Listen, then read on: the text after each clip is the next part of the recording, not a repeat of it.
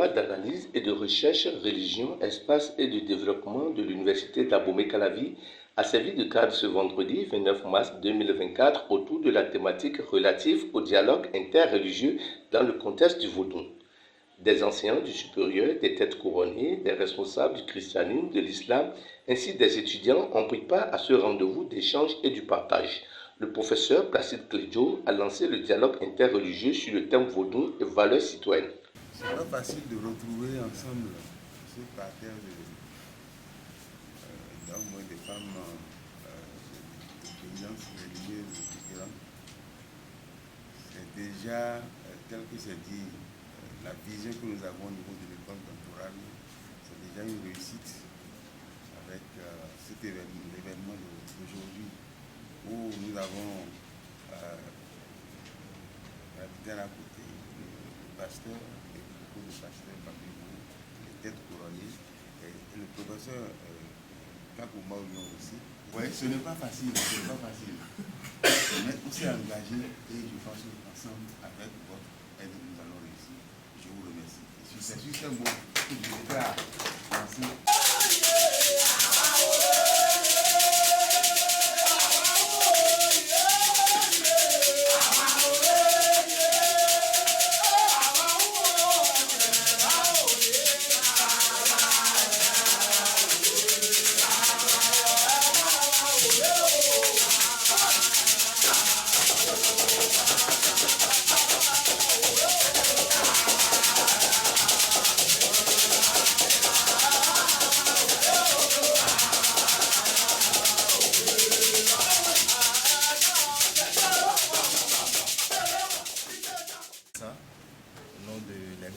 Au nom de Minona, nous demandons à ce que cette séance se passe très bien et que ce dialogue interreligieux soit fructueux pour tout un chacun.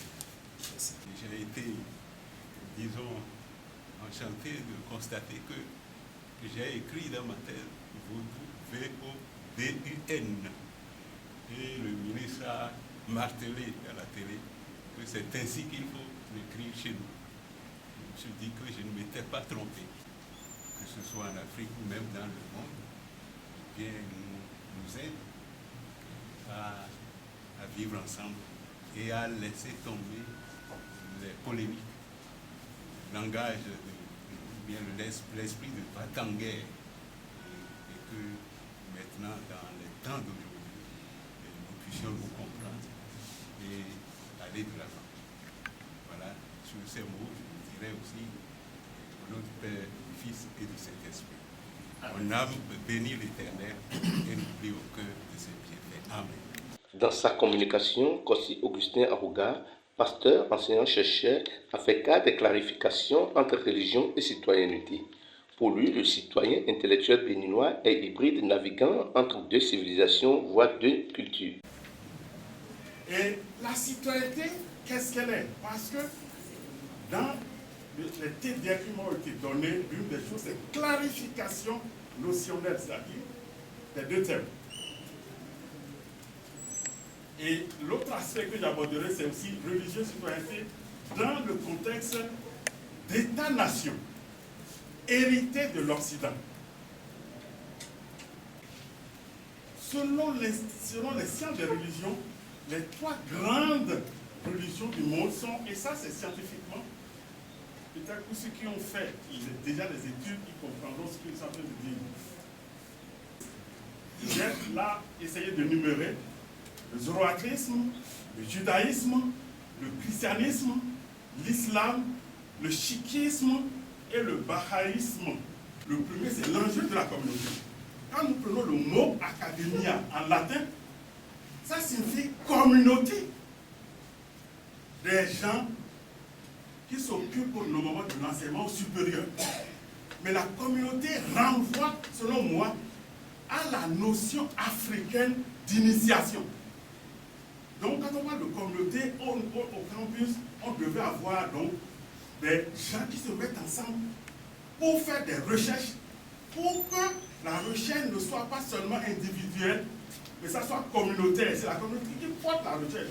Parce que si nous ne faisons pas ça, ce qui se passera, toutes les initiatives de laboratoire de ceux-ci sont portés par les valeurs occidentales d'individualité et de compétition. Et le jour que le fondateur, celui qui a la pensée, meurt, les initiatives vont mourir. Et je vous renvoie à la pensée de idée et où et pourquoi c'est mort. On forme la communauté pour penser à sa responsabilité. Qu'est-ce que nous sommes appelés à faire en tant qu'enseignants-chercheurs? Quelle est notre responsabilité? Et là, nous sommes au niveau un peu de politique. Quelle est la politique à l'université pour que les enseignants qui forment et forgent la société, les décideurs de demain, nous avons cette responsabilité. Et ça aussi, ça c'est ce qu'on appelle citoyenneté académique. De son côté, le socio-anthropologue Adoro Sylvain a mis un accent sur les inéquités, irresponsabilité et la délinquance des hommes. Nos croyances créent nos pensées créent nos paroles créent nos actes créent nos habitudes, et nos habitudes créent nos valeurs, et des valeurs, nous avons notre destinée. Donc parfois, ce que nous entendons tous les jours, et ce qu'on nous fait savoir aussi, nous pousse à nous aimer ou à nous rejeter. Les nations qui ont pu se hisser dans le rang des grandes nations ont eu comme socle ou levier premier de leur identité culturelle une bonne éducation de leur peuple. Malheureusement, dans notre pays, on assiste à une perte d'identité culturelle et le label éducatif laisse à désirer. C'est ce qui justifie le fait que les sociétés fortes et puissantes qui arrivent,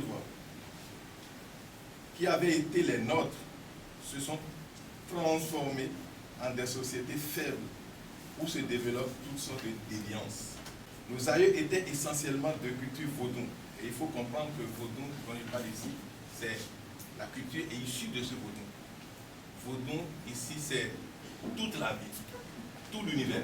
Le professeur Kakou Maognon, président du comité des rites vaudou, a rappelé que le vaudou est la première religion de l'humanité, seulement qui reste encore victime de l'obscurantisme et des préjugés de ceux qui ne vivent pas dans l'intimité de la mère des religions. Si vous ne parlez pas de vous-même, vous ne parlez pas de ce que vous êtes, vous ne pouvez pas aller vers les autres. Il faut d'abord savoir qui vous êtes avant d'aller vers les autres. Le vaudou n'est pas classé parmi les soi-disant religions panenthéistes. Fondamentalement, définitivement et pour toujours, le vaudou est monothéiste, à moins qu'on ne sache pas ce que c'est que le vaudou. M. Bobos l'a affirmé tout à l'heure, mais d'une autre façon. C'est ma théorie aussi, ma compréhension aussi, et ceux qui ont suivi mon intervention la dernière fois au Vaudou Days, c'est la théologie vaudou que j'ai présentée ça. Nous ne pouvons pas dire que le vaudou n'est pas monothéiste. Si nous disons ça, c'est que nous ne comprenons pas ce que c'est que le vaudou. Si nous disons que pour être intellectuel, il faut seulement aller à l'école, ça signifie que nos parents qui sont à la maison, dans les campagnes, tout ça là, eux, ils ne sont pas intellectuels. C'est parce que nous parlons français que nous sommes intellectuels. Mais l'intellectuel, lui, c'est celui-là qui se pose des questions à lui-même et qui pose des actes pour régler certains problèmes qui se posent à la société dans laquelle il vit. Une religion est fondée sur un corps doctrinal. Il faut aller rechercher la doctrine qui fonde la religion des autres et la doctrine qui fonde le vaudou. Et je fais une fois encore référence à ce que vient de décrire Bobos, qui est le corps doctrinal, c'est-à-dire l'être suprême, la transcendance que nous appelons Mahou, Nouye Mahougan, c'est ça qui a créé tout. C'est ainsi que le vaudou conçoit les choses. C'est pour cela qu'il y a les énergies, ces énergies qui sont régies par les éléments de la nature, les 4 éléments principaux de la nature. Et Bobos a bien fait de citer le feu cosmique avec Hevioso, la terre, l'énergie tellurique avec Sakata, l'énergie aquatique avec le Toransu et l'énergie aérienne avec le dent.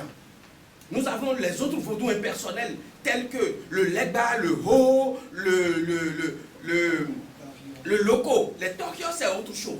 Lorsque vous ne pratiquez pas le vaudou, lorsque vous ne pratiquez, vous ne parlez pas la langue du vaudou, et que lorsque vous ne vivez pas dans l'intimité du vaudou, vous ne pouvez pas savoir ce que c'est que le vaudou. Le professeur Dodi Amoussouvi, quant à lui, s'est réjoui de la tenue effective du dit dialogue, surtout de la qualité des échanges. Quand on parle de la systématicité du vaudou, l'épistémologie du vaudou, c'est-à-dire qu'il faut y mettre une rationalité pour pouvoir l'exporter. C'est un point d'attention extrêmement critique et extrêmement important. Si l'initiative, ce sera de parler du vaudou, de définir le vaudou, d'expliquer le vaudou et tout son environnement par rapport à une rationalité, entre guillemets, cartésienne existante, nous allons passer à côté. Si nous fixons une référence et que nous ne prenons pas en compte la rationalité interne du vaudou pour l'expliquer, quitte à ce que ne comprennent que les initiés. Même quand nous prenons l'école étrangère, ce n'est pas tout le monde qui comprend le français, c'est ceux qui sont allés à l'école, c'est ceux qui se sont fait initier qui comprennent. Mais il y a un risque sous la plume de beaucoup d'auteurs sur lesquels la structure tant attendue va travailler. Sous quelle rationalité nous parlerons du vaudou aux autres? Est-ce à partir de leur rationalité? Est-ce à partir de la rationalité interne du vaudou? Et alors et à l'heure seulement, on est à des années-lumière de la rationalité cartésienne et il faut nécessairement chercher à expliquer. Et quand on suit bien la déconstruction ou les déconstructions du professeur Kako, on se rend compte que celui qui traduit, trahit quelque part, il trahit nécessairement.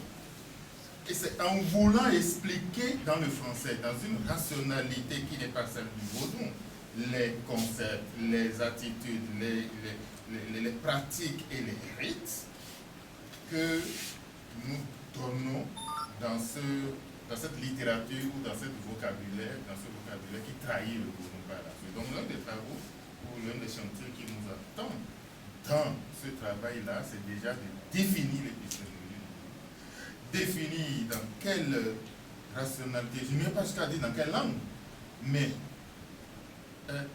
qu'est-ce qu'on dit à qui?